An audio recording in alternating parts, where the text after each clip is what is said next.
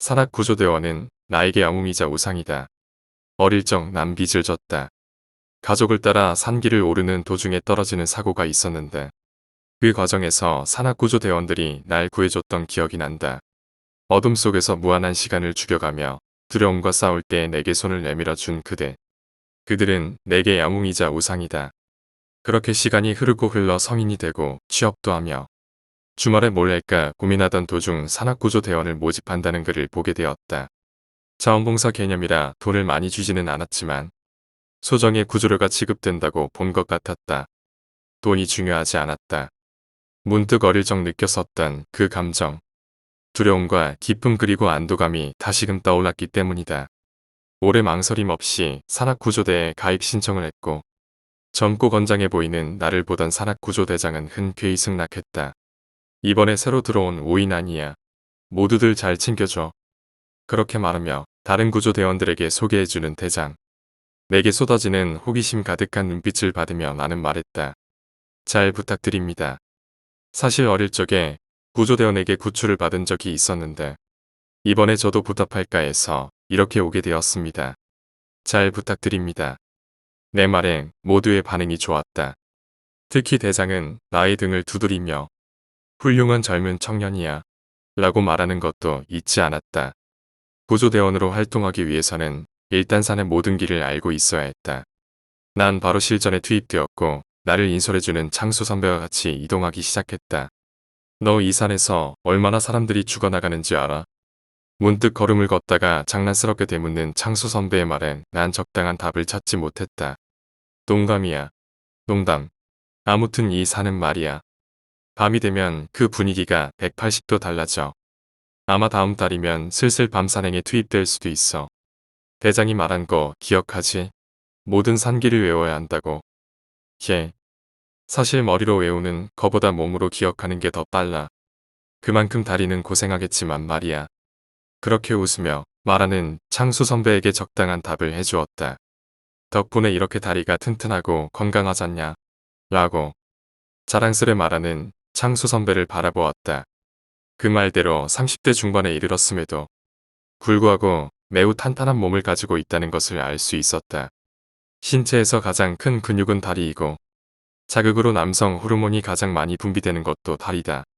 창수 선배 말대로 건강에도 좋고 사람을 구해서 더 좋은 일이 될 수 있을 것 같은 좋은 예감이 든다. 여기는 왼쪽 다리로 건너야 돼. 왜요?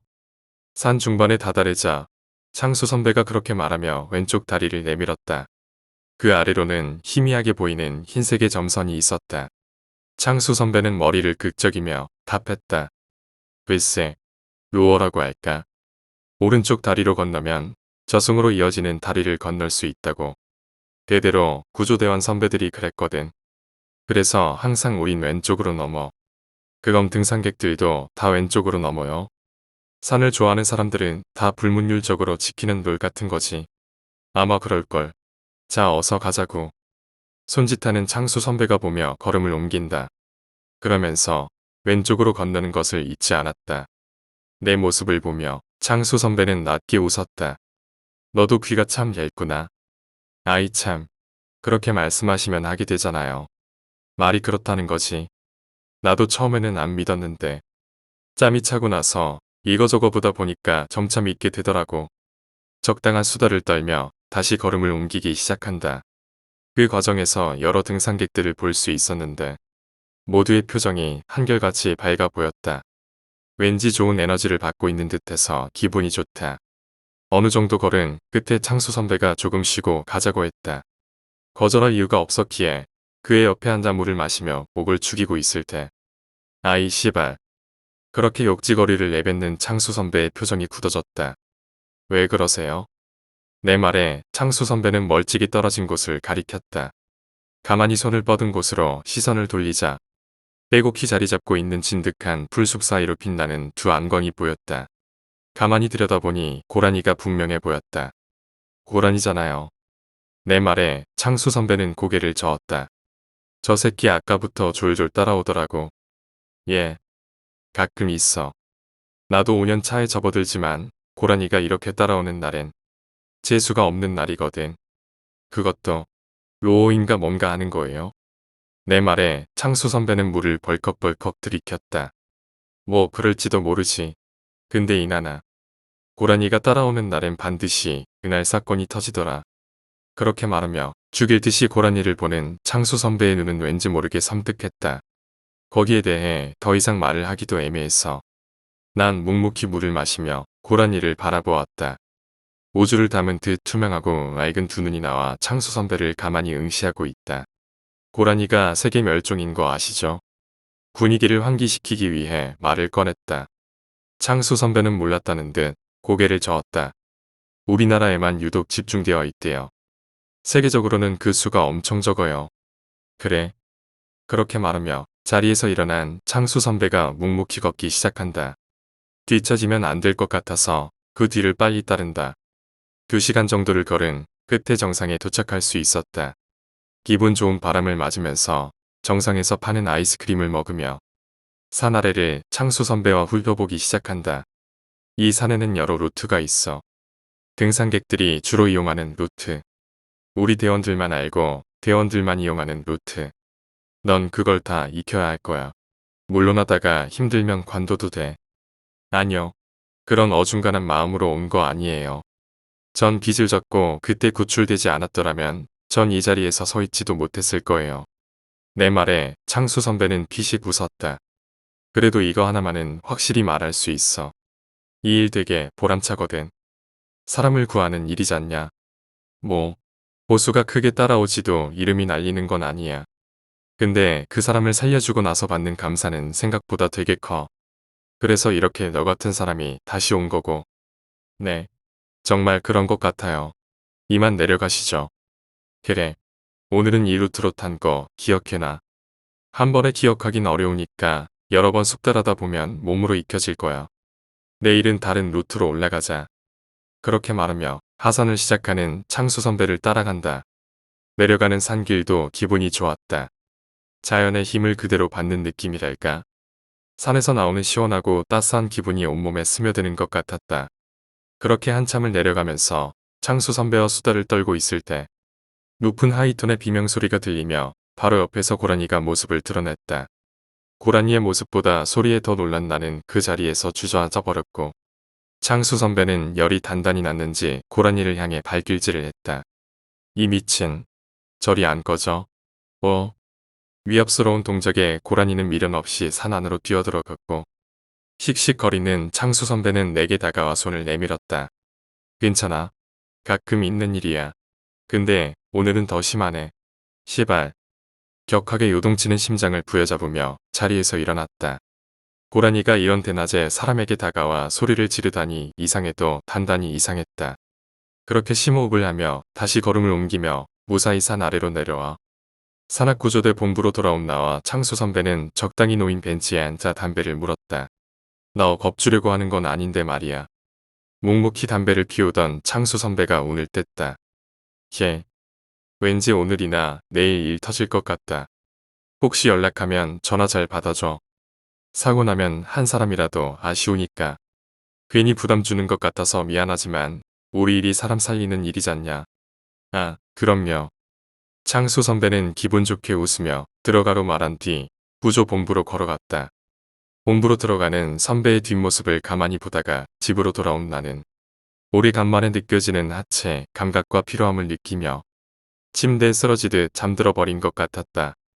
그렇게 얼마나 잤을까? 해가 조금 졌다고 생각을 무렵 스마트폰을 보니 문득 전화가 울리는 것을 알 수 있었다. 여보세요. 이나나 나야. 창수 선배. 혹시 지금 시간 되니? 되죠. 내 말에 창수 선배는 조금 뜸들이는가 싶더니 덤덤히 말을 이었다. 실종 신고를 받아서 우리 대원들이 출동하게 되었는데 말이야. 이번에 경험 삼아서 가는 건 어떨까 해서. 피곤하면 쉬어도 되고. 난 오래 망설이지 않기로 했다. 누구보다도 산에 홀로 남겨질 때 그 기분을 잘 알고 있기 때문이다. 갈게요. 지금 가면 되나요? 응. 나랑 같이 올라갈 거야. 아무래도 내 사수는 창수 선배로 정해진 것 같다. 서둘러 전화를 끊고 차에 올라타니 문득 시각이 18시를 조금 넘어섰다는 것을 알 수 있었다. 1시간 이내로 해가 지면 산은 완전히 어둑해져서 사람을 찾기가 어려질 수도 있다. 그러면 찾는 인원을 대폭 늘리는 수밖에 없을 텐데. 아마 창수 선배는 이것을 두고 한 사람이라도 더 빌리고 싶다는 말을 한 것 같았다.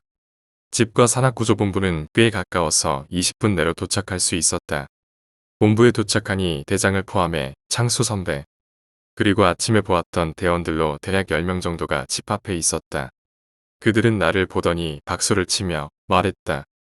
우리 신입이 아주 열정적이라 좋아. 그래, 그 정신이면 사람들 다 구할 수 있어. 내가 온 것을 확인한 대장은 만족스럽게 고개를 끄덕이곤 대원들을 보며 말했다. 10분 전에 사고자와 연락이 끊겼다. 꽤 무서워하는 상황인 것 같으니까 서둘러서 올라가주고. 대략적인 위치는 일단 2포인트다. 2포인트 위주로 찾아보고 그래도 없으면 자기들의 감대로 찾아봐. 진성이. 걔, 너 그런 쪽으로 특출났잖아. 힘 좀 써. 그 말에 모두가 작게 웃었다. 아마 내가 모르는 에피소드가 있을 것 같았다. 그럼 출발이라고 대장이 말하자 모두가 분주하게 움직이기 시작했다. 창수 선배는 곧바로 내게 다가와 말했다. 오늘은 다른 루트로 올라갈 거야. 어차피 포인트로 연결되는 길은 여러 개니까. 도착하면 다른 대원들이랑도 만날 수 있을 거야.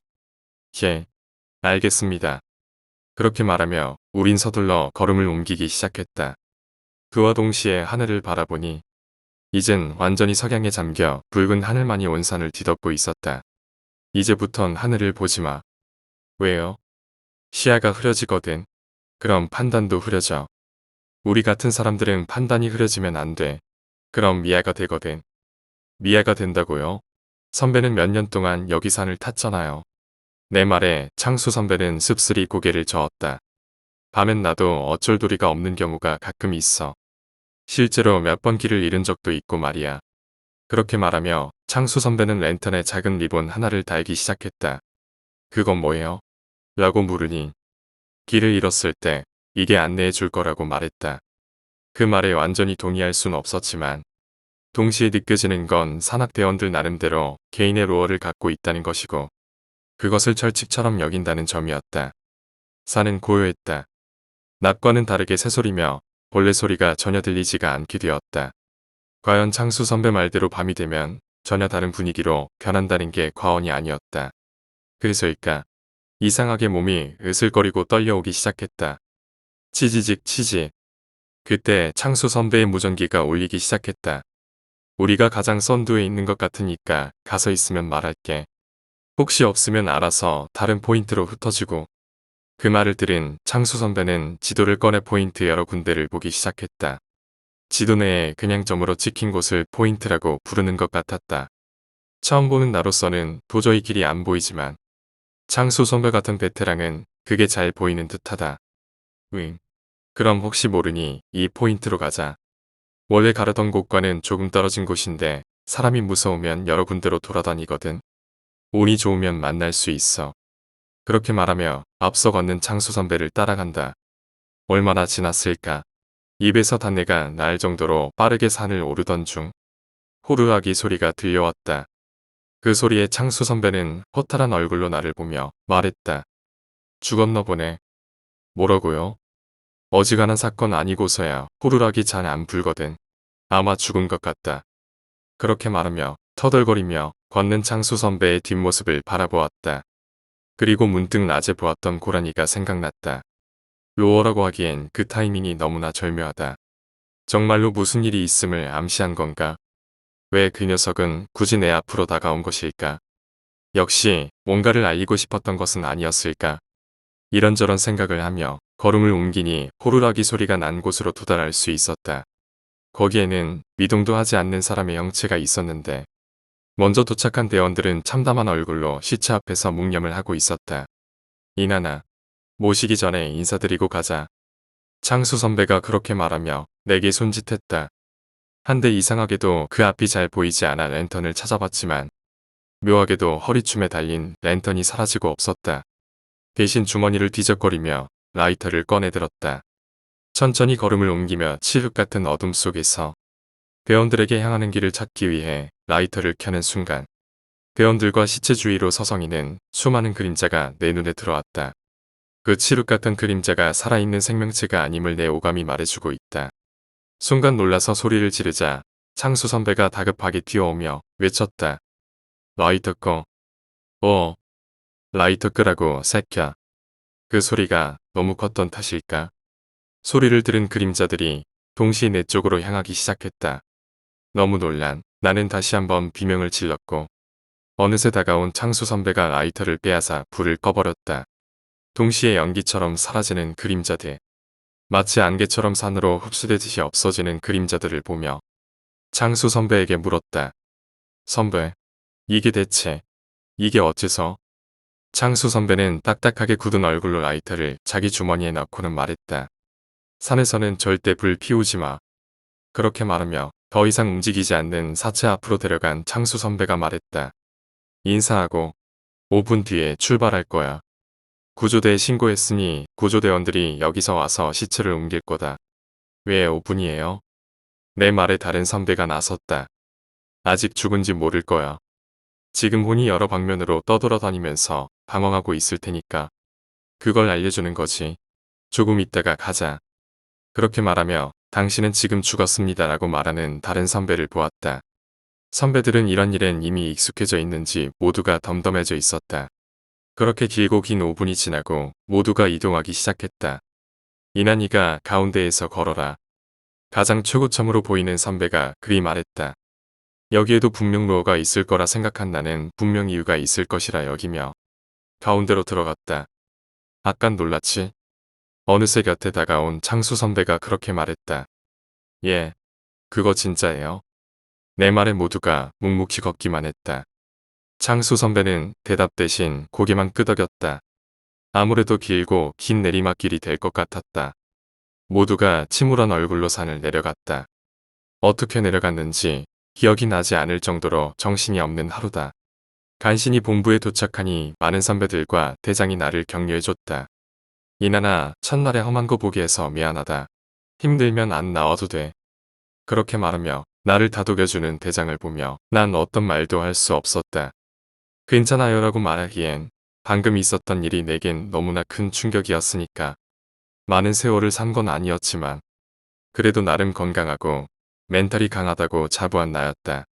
하지만 눈앞에서 펼쳐진 죽음과 원인 모를 존재들을 눈 안으로 담아내기엔 내 멘탈이 강한 편은 아니었다. 그래도 이거 하나만은 확실히 말할 수 있어. 이 일 되게 보람차거든. 사람을 구하는 일이잖냐. 뭐 보수가 크게 따라오지도 이름이 날리는 건 아니야. 근데 그 사람을 살려주고 나서 받는 감사는 생각보다 되게 커. 그래서 이렇게 너 같은 사람이 다시 온 거고. 문득 창수 선배의 말이 떠올랐다. 어쩌면, 아주 어쩌면 나와 창수 선배가 서둘렀다며 그 사람은 살아서 우리와 함께 얘기를 나누지는 않았을까. 그런 생각이 들자 왠지 모를 오기가 생겨났다. 아니요. 내일도 나올게요. 이게 다 강하게 크라는 거겠죠. 선배님들도 다 그런 걸 보면서 지내오신 거고 사명감 하나로 하신 거 아니에요. 저도 여기서 물러날 수 없습니다. 내 말에 모두가 의외라는 듯 눈을 동그랗게 떴다. 그리곤 대장이 침묵을 깨며 박수를 치기 시작했다. 이거 정말 오랜만에 좋은 대원 하나를 얻었어. 고맙다. 오늘은 들어가서 쉬어. 그렇게 모두의 배웅을 받으며 주차장으로 이동하는데 창수 선배의 모습이 보이지 않았다. 궁금함에 그의 안부를 묻자 대장이 대강 얼버무리며 답했다. 그 자식 사람 죽어나가면 꼭 하는 행동이 있거든. 아마 그거 하러 갔을 거야. 그게 뭔데요? 글쎄다. 뭐 죽은 사람들 마지막 가기 전에 배나 채우고 가라고 고수레 같은 거 하더라고. 어디 가면 볼 수 있나요? 내 물음에 대장은 한 곳을 가리켰다. 집으로 돌아가기 전 창수 선배와 조금이지만 얘기를 나누고 싶어졌다. 산을 완전히 내려가는 길 작은 샛길로 조금 걸어가니 작은 공터가 나왔는데 창수 선배가 거기에 소소한 상차림을 하고서 묵묵히 서 있었다. 선배. 한데 그게 조금 이상하다. 오래 알고 지낸 건 아니지만 짧은 시간 동안 곁에서 봤던 선배의 기운이 느껴지지가 않았다. 조심스레 걸음을 옮겨 접근해보니 창수 선배의 오른쪽에는 샷건 하나가 들려 있었다. 아니 선배, 이게 뭐 하는 거예요? 내 말에 창수 선배가 상에 차려진 작은 소반상을 보며 중얼거리듯이 답했다. 그 고라니 새끼들만 아니었으면. 예, 그 고라니 새끼들 오늘 내가 다 죽여버릴 거야. 그렇게 말하며 돌아서는 창수 선배의 두 눈은 광기로 물들어 있었다. 이건 뭔가 사단이 나도 단단히 날 것 같은 불길한 예감이 들었다.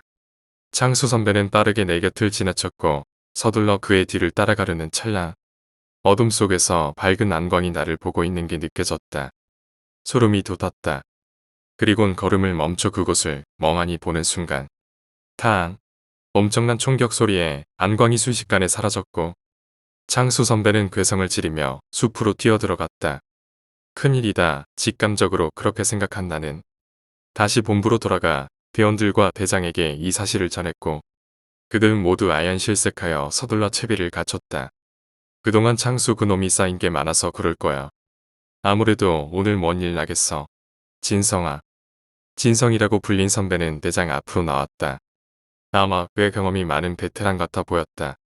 창수 그놈 제정신 아닐 테니까 내가 좀 잘 설득해 줘라. 이난이는 그만 들어가. 왠지 나만 배려해주는 것 같아 불편한 기분이 들었다. 그리고 창수 선배가 은근히 걱정되기도 했다. 아니에요. 진성 선배랑 같이 갈게요. 내 말에 대장은 뭐라 말하려다가 진성 선배에게 가로막혔다. 내 앞으로 온 진성 선배는 잠깐 나를 훑어보고는 물었다. 너 겁없어? 그 말에 뭐라 대답할지를 몰라서 우물거리는데 진성 선배가 이어서 말했다. 그 새끼 한번 돌면 눈에 뵈지도 않는 새끼야. 너 재수 없다가 총 맞으면 어쩌려고 그래. 그 말에 돌아가고 싶은 욕구가 순간 차올랐지만 마지막 창수 선배를 보던 두 안광이 또렷하게 기억났다. 선배도 그 고라니에 대한 노어를 믿으시나요? 내 말에 진성 선배의 두 눈썹이 꿈틀거렸다. 아마 이곳 선배들은 다 알고 있는 것 같았다. 창수 선배가 사라지기 직전 그 고라니가 선배를 또렷이 보고 있었어요. 제가 경험이 없어서 잘 모르겠는데 고라니가 나타나면 꼭 사람이 죽는다면서요. 그게 이번에 창수 선배가 될 수도 있잖아요. 내 말에 진성 선배가 코웃음을 쳤다. 얼마 되지도 않은 놈이. 야 임마. 말이 씨가 된다. 따라와. 그렇게 말하며 이동하기 시작하는 진성 선배를 따른다. 나머지 다른 선배들은 각자 정해둔 위치가 있는지 다른 루트로 걸어가기 시작했다. 어두운 산길을 헤쳐나가며 두 사람의 발걸음 소리만이 가득하다. 대체 왜 그런 일이 일어나고 있는지, 그 밖에 로가 뭐가 있는지 묻고 싶었지만 진성 선배는 그리 친절한 편은 아니었다. 창수 선배와 친한 건가? 걱정돼서 이렇게 초조해하는 건가? 너, 예. 산 타다가 길 잃어버리면 말이야. 예. 아무것도 믿지 말고 별을 따라서 길을 내려가라. 나무도 풀도 동물도 믿지 마. 신이 빈 내게 주려는 팁이었을까? 하지만 창수 선배는 하늘을 보면 방향 감각이 사라져서 위험하다고 했는데 그게 시간대가 있어. 노을이 지기 전이나 지고 난 후 보면 방향이 좀 틀어지긴 하는데 이렇게 어두울 때면 별을 보고 내려가는 게 좋아. 시간 나면 별자리 공부도 해도 별은 거짓말을 안 하거든. 그렇게 말하는 진성 선배는 걸음을 멈추고는 지도를 펼쳐들었다. 정말로 길을 잃기도 하나요? 내 물음에 진성 선배는 여전히 지도를 보며 답했다. 그런 적이 되지. 어째서요? 매번 이 산을 오르락내리락 한다면서요. 글쎄 과학적으로는 설명이 되지 않는 일이야. 뭐에 홀렸다고 밖에 표현 못 하겠네. 홀린다고요? 가끔 떠도는 영혼들이 심심해서 산 타는 사람들을 골려주려고 그렇게 한다고 들었어. 뭐 목숨에 해를 가할 정도는 아니지만 정기를 못 찾겠으면 그냥 그 자리에 있어. 어쩌면 너랑 같은 처지의 사람을 발견할 수도 있으니까. 그렇게 말한 진성 선배는 무전을 했다. 아 지금 A-3포인트인데 다른 팀들은 다 어디 있는지? 우린 지금 B-6포인트. 특이점 없습니다. 여긴 C-2포인트. 창수가 갈만한데 가봤는데 아무것도 안 보이네. 그렇게 들려오는 무전은 좋은 소식이 하나도 없었다. 진성 선배는 무거운 숨을 내쉬며 랜턴을 껐다. 하, 이 새끼 진짜 사람 골치 아프게 만드네. 고라니 잡으면 안 되는 거예요? 안 되지. 그래도 보호종인데 잡으면 사유서 써야 하고. 거기다가 총까지 휴대하고 있었다며 그 새끼 허가증도 없어. 근데 어떡해. 대장이 허가증이 있어서 보관하고 있거든.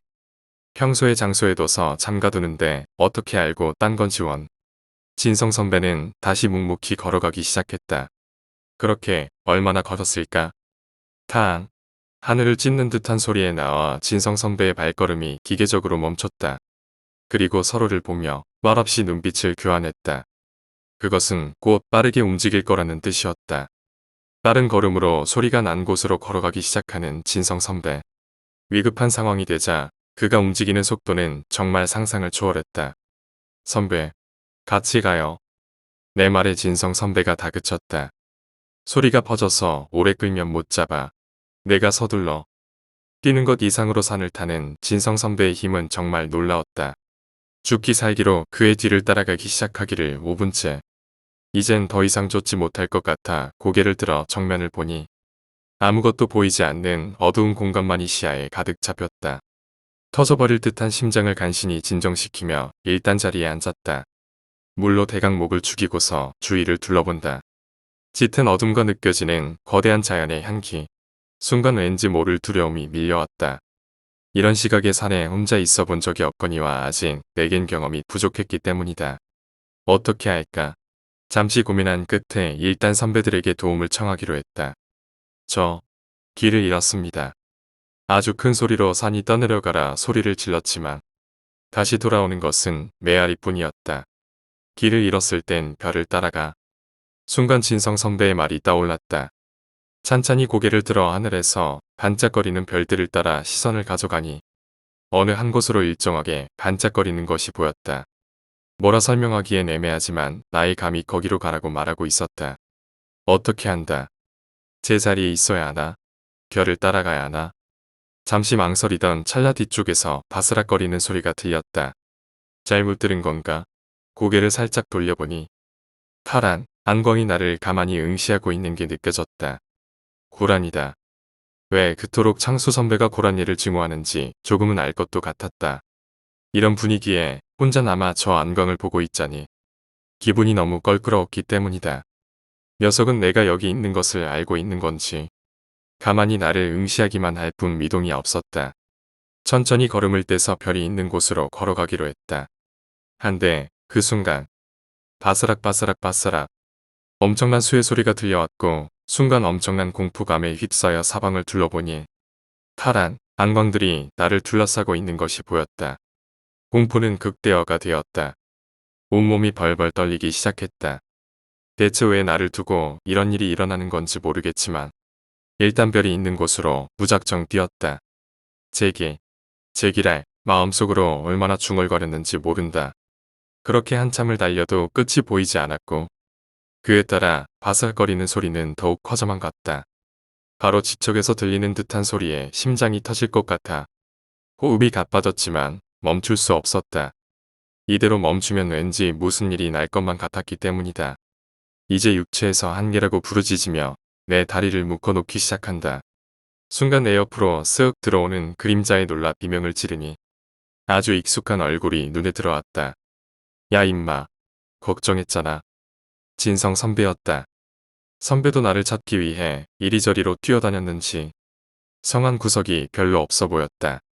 선배, 저 고라니 새끼들이 저를 쫓아와요. 내 말에 진성 선배는 고개를 저었다. 헛것을 본 거야. 그놈들은 뿌리 생활을 안 해. 그리고 사람이 극도로 긴장하면 안 보이는 것도 더 크게 보이고 헛것도 보이고 그러는 거지. 가자. 장수 찾았대. 찾았다고요? 그래. 본부에 있단다. 다행이네요. 내 말에 진성 선배는 묵묵히 걸어가기 시작했다. 그렇게 무사히 본부로 도착한 나와 진성 선배는 불이 완전히 꺼진 본부 문 앞에 서서 고개를 갸웃거렸다. 이상하다. 다 왔다고 했는데. 그렇게 말하며 먼저 본부로 들어가는 진성 선배의 뒤를 따르자 순간 온몸이 경직되기 시작했다.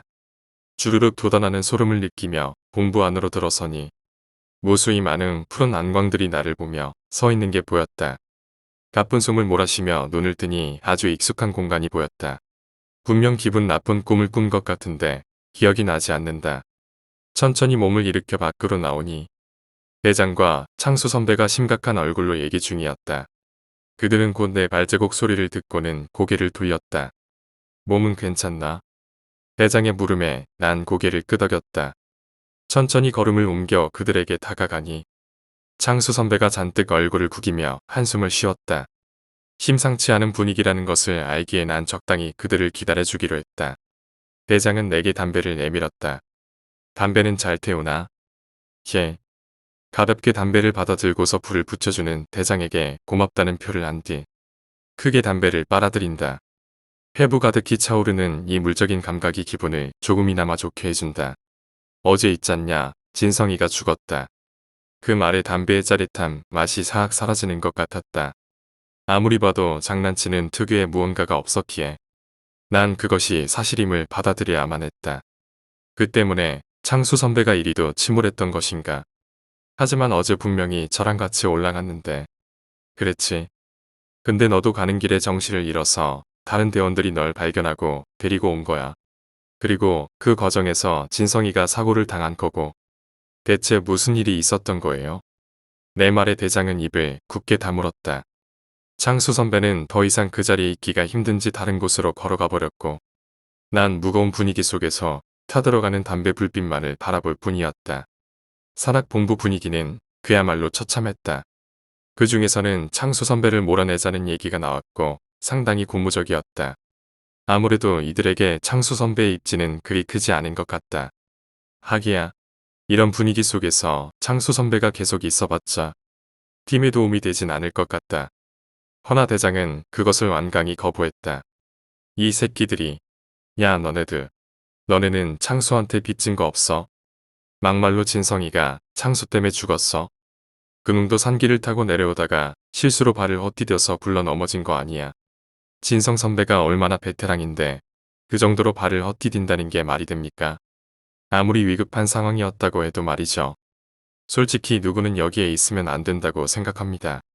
대들듯 반항하는 이름 모를 대원이 나서자 창수 선배가 폭발하듯이 튀어나갔다. 그래 새끼야. 내가 죽였다. 내가 죽였다고. 그래. 너도 죽여줘. 이 시발놈아. 순식간에 아수라장이 된 본부. 사람들은 엉겨붙은 두 사람을 간신히 떼어놓았고 그것을 가만히 보던 대장은 창수와 이름 모를 선배에게 다가가 강렬한 따귀를 날렸다. 너네 필요 없어. 나가 새끼들아. 그 말에 창수 선배는 미련 없이 몸을 돌렸고 다른 선배는 묵묵히 자리에 서 있을 뿐이었다. 대장은 세상이 떠내려가라 한숨을 쉬었다. 나도 일하면서 많은 사람들의 죽음을 봤어. 정말 거지 같은 일 다 겪었단 말이야. 너네는 멘탈이 흔들리면 안 돼. 우린 사람을 구하는 사람들이야.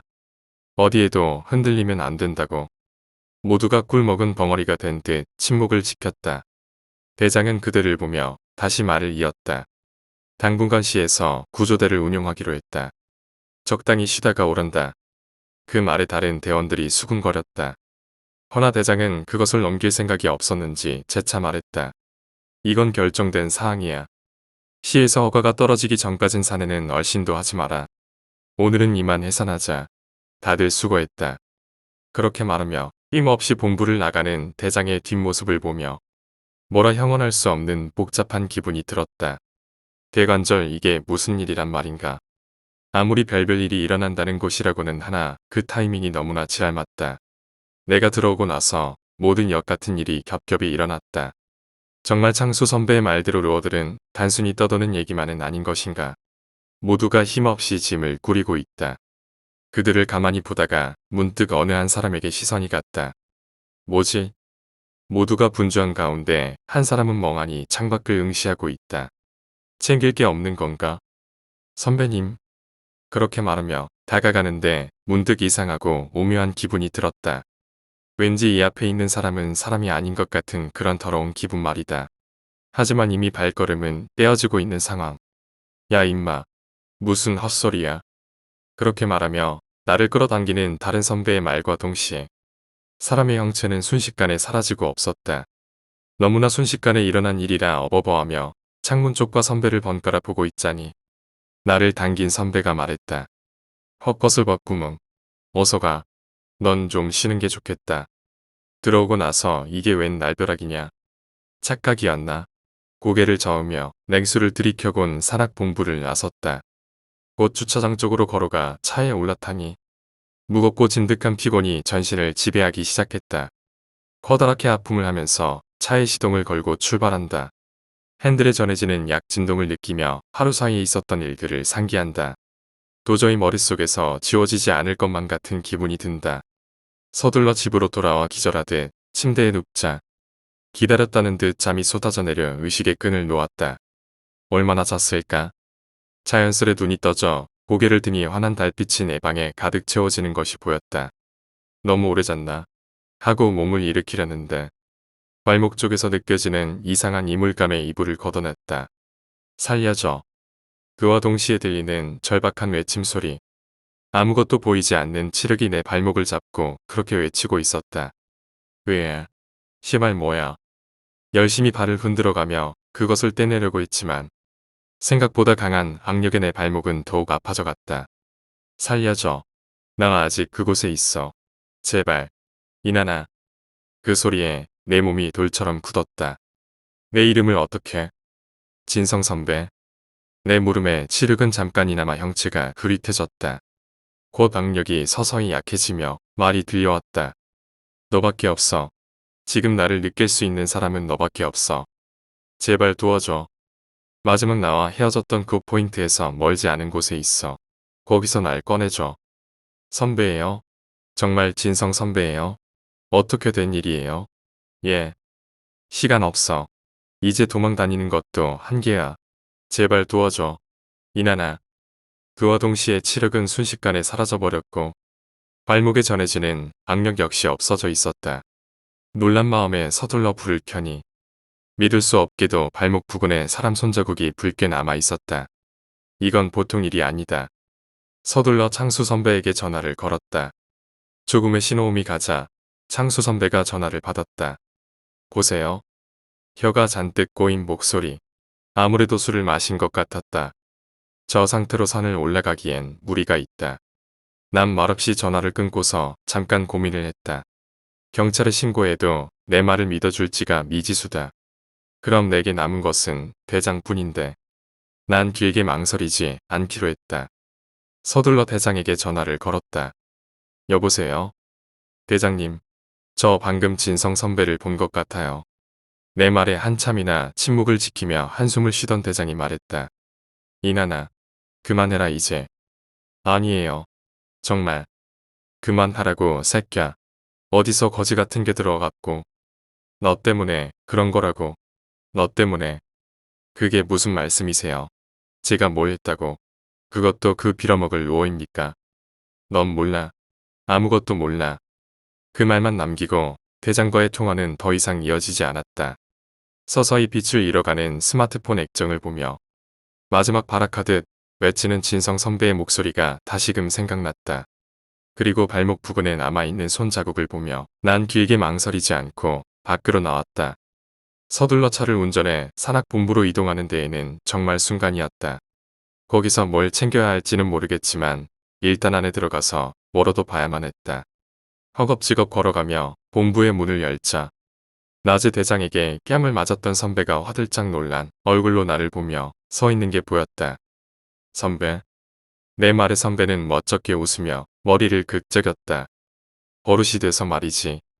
사람 좋은 미소로 나를 보며 서 있는 선배에게 난 모든 것을 털어놓았다. 선배는 곧 심각한 얼굴로 고개를 끄덕였다. 철우 선배는 진성 선배와 매우 각별한 사이라고 했다. 이제 3년 차에 접어든 선배는 진성 선배가 사수였는데 그에게 많은 것을 배웠고 또 친형제처럼 지내왔었다고 한다. 이건 정말 로어인데 말이야. 철우 선배. 왜 다들 그렇게 로어에 집착하는 거예요? 그거 단순히 헛소문 아니에요. 내 물음에 철우 선배는 설명하기 어렵다는 듯 고개를 갸웃거렸다. 나도 처음엔 너 같은 반응이었어. 근데 있잖아. 세상에는 과학으로 설명할 수 없는 일들이 정말 무수히 많아. 특히 이 산은 말이다. 외부와 철저히 격리가 된 곳이야. 거기다가 밤이면 그 좋던 기운이 순식간에 바뀌어. 엄청난 음기를 뿜어내지. 그럼 설명할 수 없는 일들이 일어나. 우리보다 한참 위 선배들은 야간 산행을 하면서 꽤 많은 고생을 했지. 그 과정에서 터득한 노어 같은 것을 모아서 전파하는 게 지금에 와서는 루어가 되어버린 거야. 그럼 정말로 신빙성이 있는 얘기라는 거예요. 과거엔 그랬지. 한데 요즘에 누가 밤 산길을 타냐. 어지간히 정신 나간 마니아가 아니고서야. 그것도 최근엔 법이 바뀌어서 밤에 산타려면 최소 2, 3인이 되어야 하고 거기다가 경찰에 신고를 하고 가야 해. 그래야 혹시 모를 일에 대비할 수 있거든. 그렇게 말한 철우 선배는 남은 장비들을 챙기기 시작했다. 어디 가시게요? 내 물음에 철우 선배는 산을 가리켰다. 확인해야지. 제 말을 믿으시는 거예요? 아니, 난 진성 선배를 믿는다. 그렇게 이상한 말을 꺼낸 철우 선배는 바로 본부에서 나갔다. 거기서 뒤처질 수 없는 난 서둘러 철우 선배의 뒤를 따랐다. 한참을 묵묵히 걸어 올라가던 중 반드시 왼쪽으로 건너야 하는 포인트가 나왔는데 철우 선배는 신경 쓰지 않는지 오른발로 건너버렸다. 선배 방금. 알아. 하지만 내 말대로라면 오른발로 건너는 게 진성 선배를 만날 가능성이 높을 것 같아서 그래. 그렇게 말하며 미련 없이 걸음을 옮기는 철우 선배를 보며 나 역시 오른발로 건널까 했지만 창수 선배의 조언대로 왼발로 건너가기로 했다. 그렇게 한참을 오르고 올라 서로가 힘에 붙여 힘을 헐떡일 무렵 우린 잠시 쉬기로 했다. 말없이 물을 삼키며 주위를 살펴보고 있노라니 이상하고 스산한 기운에 온몸이 떨리는 듯한 착각이 일었다. 바스락. 순간 뇌리에서 뭔가가 번뜩였다. 그리고 마지막 진성 선배가 내게 말을 걸었던 장소 역시 생각이 났다. 철우 선배. 알았어요. 마지막 진성 선배가 있던 장소 말이에요. 그래. 어서 가자. 우리 둘은 서둘러 이동하기 시작했다. 산에는 우리 둘이 내는 발자국 소리 외엔 아무것도 들리지가 않았다. 한참을 그렇게 걸어가던 도중 철우 선배가 말했다. 잠시만. 아무래도 길을 잃은 것 같다. 아까부터 계속 같은 곳만 돌고 있어. 예. 별을 보고 가자. 저기 천층짜리가 있으니까. 너 대강 위치가 어디라고 했지? 철우 선배는 지도를 펼쳐 내게 내밀었다. 확신할 수는 없었지만 내 직감이 어느 포인트라고 말해주고 있었다. 여기에요. 내 말에 철우 선배는 다른 별자리를 찾더니 곧 그리로 이동하기 시작했다. 원래 사는 밤이면 이렇게 변화무쌍해. 너도 이참에 별자리 공부 좀 해둬라. 정말 그래야겠어요. 그렇게 얼마나 걷었을까. 진성 선배와 마지막으로 만났던 포인트에 도착한 우리 둘은 찬찬히 주변을 수색하기 시작했다. 그와 동시에 느껴지는 시선의 고개를 드니 푸른 안광이 나를 보며 서 있는 게 보였다. 녀석을 가만히 보니 뭔가를 입안 가득 씹고 있었는데 그 소리가 워낙 이상해서 절로 소름이 끼칠 정도였다. 천천히 걸음을 뗀 녀석에게 다가가니 쥐충거리며 내게서 멀어지는 놈을 볼 수 있었다. 왠지 이대로 녀석을 놓아주서는 안 될 것 같아서 랜턴을 눈에 비추기로 했다. 고라니는 눈에 직접적으로 빛을 받으면 일정 시간 움직이지 못하는 것으로 알고 있다. 찬찬히 손을 뻗어 랜턴을 들어 대략적으로 녀석의 눈에 조준한 뒤 랜턴의 스위치를 켜자 거기엔 고라니의 얼굴 대신 진성 선배의 얼굴이 나를 보고 있는 게 보였다. 그러니까 몸은 고라니지만 얼굴에는 진성 선배가 나를 보며 서 있는 게 보였다. 질겅거리는 입안에는 검은색의 뭔가가 가득했는데 아무래도 머리카락 같아 보였다. 멋구나. 그 모습이 너무도 기괴하고 무서워 반사적으로 소리를 지르며 뒤로 돌아서 뛰려는데 어느새 다가온 철우 선배가 나를 제지했다. 괜찮아. 야. 선배 저기. 내 말에 철우 선배는 딱딱한 얼굴로 내가 가리킨 곳으로 갔는데 순간 샤샤샥 하는 소리와 함께 뭔가가 빠르게 지나가는 게 보였다. 뱀이야. 뭘 봤길래 그래? 젠장. 마인드 컨트롤 잘해. 안 그러면 계속 헛것 보다가 실족사한다. 철우 선배는 곧 이 부근을 수색하기 시작했다. 천천히 심호흡을 하고서 철우 선배의 뒤를 따르니 문득 수색을 하고 있던 철우 선배가 가만히 굳은 상태로 내게 손짓했다. 조심스레 그의 곁으로 다가가니 어느 한 부근에서 규칙적으로 들리는 소리가 들렸다. 눈매를 모아 소리가 나는 곳으로 시선을 가져가니 두 사람이 어느 부분을 파고 있는 게 보였다. 어두운 밤이라 그 모습이 제대로 보이지 않는 게 답답했지만 분명 두 사람은 무언가를 파고 있는 게 분명했다. 철우 선배는 말 대신에 스마트폰을 들어 어느 한 곳에 전화를 했다. 저게 뭐예요? 속삭이듯 묻는 내 말에 철우 선배는 아무렇지 않다는 듯 답했다. 범죄 현장이지. 아마 시체를 묻는 걸 거다. 시체요? 철우 선배는 대답 대신 딸 열심히 파는 두 사람의 옆에 곱게 놓인 마대 자루를 가리켰다. 자루는 꽤 컸다. 정말 저 안에 시체라도 있는 걸까? 이 시간대에 두 사람이 저렇게 묵묵히 땅을 판다는 건 십중팔구지. 우린 그 자리에서 묵묵히 두 사람이 하는 행동을 바라보기만 했다. 그렇게 얼마나 지났을까? 한 사람이 내는 비명소리에 우리 둘의 몸이 움찔거렸다. 철우 선배는 내 몸을 누르며 말했다. 가만 있어. 커다란 소홍소리가 온선을 뒤흔들었다. 그 소리에 놀란 다른 한 사람이 빠르게 소리를 지른 사람을 저지했지만 그 사람은 뭘 본 건지 처절하게 발작하며 발버둥을 쳤다. 살려줘. 내가 미안해. 잘못했어. 그렇게 말하며 서둘러 산을 뛰어내려가는 사람. 홀로 남게 된 사람은 잠시 어찌할 바를 모르다가 이내 빠른 속도로 다가가 뛰어가는 사람의 뒤통수를 강하게 후려쳤다. 박이 깨지는 소리와 함께 사람이 쓰러졌고 공격을 가한 사람은 마무리 공격을 하고서는 크게 한숨을 쉬고서 이젠 시체로 변해버린 사체를 질질 끌기 시작했다. 귀신보다도 무서운 게 사람이라 했던가. 그 말이 여실히 와닿는 순간이었다. 그나저나 경찰은 대체 언제 오는 거야? 이대로 있다가는. 거기 누구야? 순간 귓속을 파고드는 목소리에 심장이 철렁였다. 그 사람은 내가 있는 곳을 정확히 보며 고개를 이리저리 흔들었다. 누구냐고. 장난치지 말고 나와. 그 말에 온몸이 굳어가는 것 같았다. 왠지 이대로 있다가는 영락없이 당할 것 같아서 서둘러 철우 선배를 불렀다. 선배. 철우 선배는 언제 갔는지 마대 자루가 있는 곳으로 거의 접근한 상태였다. 이라면 내가 어떻게 해줘야 하지? 시간을 끌어줘야 하나? 아무래도 철우 선배는 저 마대 자루에 진성 선배가 있다고 확신한 것 같았다. 왜인지는 모르겠지만 직감이 그리 말해주고 있었다. 내가 가면 너 죽는다. 그렇게 말하며 서 있던 사람은 돌연 빠른 속도로 내게 뛰어오기 시작했다. 그게 너무나 빨라 엇바람을 들이킨 나는 미련 없이 몸을 일으켰고 그 사람은 잠깐 걸음을 멈추더니 말했다. 정말로 있었네. 제게. 아저씨. 다 봤지? 어둠 속에서 그 사람의 목소리만 들렸다. 모습이라도 봤으면 이렇게 떨리지는 않았을 텐데. 어서 철우 선배의 작업이 끝나기만을 빌고 빌었다. 전 아무것도 못 봤어요. 그냥 갈게요. 그러니까. 그걸 내가 어떻게 믿어? 그걸 내가 어떻게 믿냐고. 그렇게 말하며 다시 뛰어오기 시작하는 사람을 보며 나 역시 전속력으로 도망가야만 했다. 이 정도면 철우 선배에게 훌륭하게 시간을 벌어준 셈이다. 문제는 어디로 가야 하는 것인데 아무래도 저 사람을 보아하니 이 산에 대해 능히 잘 알고 있는 것 같았다. 거기서 바로 지척에서 들려오는 듯한 소리에 나 더욱 빠르게 달려야만 했다. 그렇게 얼마나 달렸을까? 달리고 있다는 사실도 잊어버릴 무렵 난 어느 한 곳을 빙빙 돌고 있다는 사실을 깨닫게 되었다. 차라리 다행이다.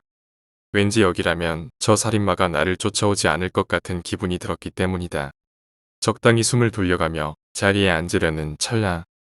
고맙다. 그렇게 말하는 아주 익숙한 목소리가 들려왔다. 화들짝 놀라 고개를 돌려보니 검은 인형이 어느 한쪽에서 나를 보며 서 있는 게 보였다. 순간 집에서 내게 도움을 청하던 그 인형이라는 생각이 들었다. 천천히 그 인형 쪽으로 다가가니 인형은 다시 한번 말했다. 이제 돌아가. 잠깐만요. 그렇게 말하며 서둘러 인형을 따라가니 순식간에 배경이 바뀌어 버렸다. 어느새 산악 본부 바로 앞까지 오게 된 나는 허탈한 마음으로 주위를 둘러보았다. 오인환 씨. 그와 동시에 모습을 드러낸 여러 경찰들. 어리둥절하여 경찰들을 멍하니 보고 있자니 가장 선두에 있던 경찰이 내게 다가왔다. 아까 신고하셨죠? 사람이 죽는 걸 봤다고. 지금 수색대 파견했으니까 곧 소식이 올 겁니다. 신고라뇨? 아까 신고하셨잖아요. 어느 살인자가 사람 묻는 거 봤다고요. 여기 이 동영상 안 보내셨어요? 그렇게 말하며 내게 동영상을 보여주는 경찰. 이건 내가 보낸 적이 없는데. 어떻게 된 일이지? 붕어처럼 입을 벙긋거리며 어떤 말을 해야 할지 고를 때였다. 여러 발자국 소리가 뒤에서 들려왔다. 고개를 돌리니 아주 익숙한 얼굴이 내 눈에 들어왔다. 창수 선배. 창수 선배 좌우로는 수많은 경찰들이 무장을 한 채로 서 있었다.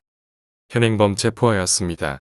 그렇게 말하며 창수 선배를 단단히 올려맨 이들은 산 아래쪽으로 내려가기 시작했다. 잠깐만요. 뭔가 이상하다. 서둘러 그들에게 달려간 뒤 창수 선배에게 물었다. 선배, 이게 어떻게 된 일이에요? 내 물음에 창수 선배는 말없이 나를 바라보기만 했다.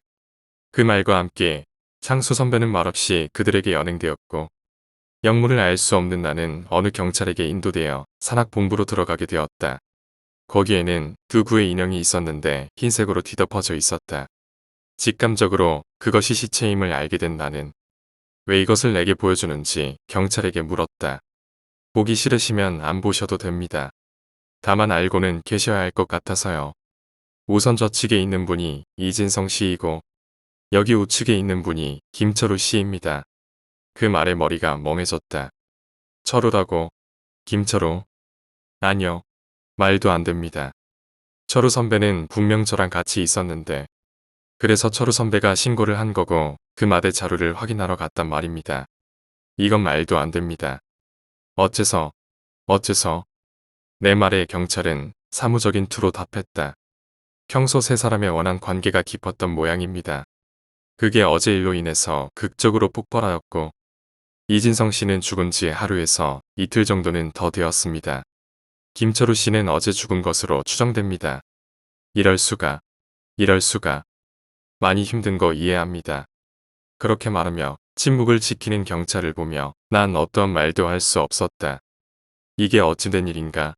왜 멀쩡했던 철우 선배가? 왜 창수 선배는 이들에게 이런 일을 벌인 것이지? 대체 어떻게 굴러가고 있는 거야? 원한이 있었다는 것은 어떻게 아셨죠? 동료 산악 대원들이 증언했습니다. 세 사람은 평소에도 다툼이 심했었다고요. 우선 집까지 모셔다 드리겠습니다. 추가적으로 협조를 요청할 수 있으니 양해 바랍니다. 경찰은 그렇게 말하며 다시 산악본부로 들어가 버렸다. 난 대체 뭐에 홀린 거지? 이 산에는 정말 뭐가 있기라도 한 건가? 대체 이들이 말하지 않은 로에는 뭐가 숨어 있는 거지?